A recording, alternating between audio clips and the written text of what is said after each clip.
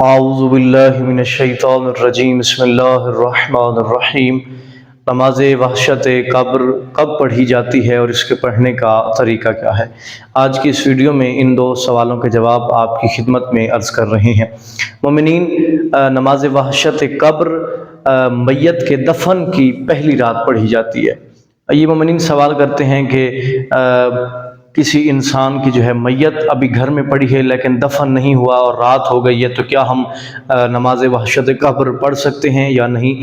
تو یہ یاد رکھیں کہ نماز وحشت قبر میت کے دفن، جب وہ دفن ہو جائے گا، دفن کی پہلی رات نماز وحشت قبر پڑھی جائے گی۔ طریقہ آسان ہے۔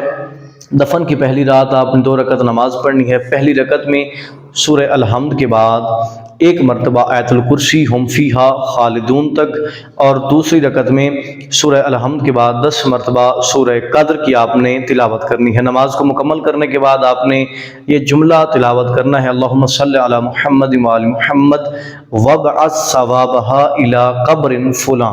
فلاں کی جگہ آپ نے اس مرنے والے مرد یا عورت کا نام لینا ہے۔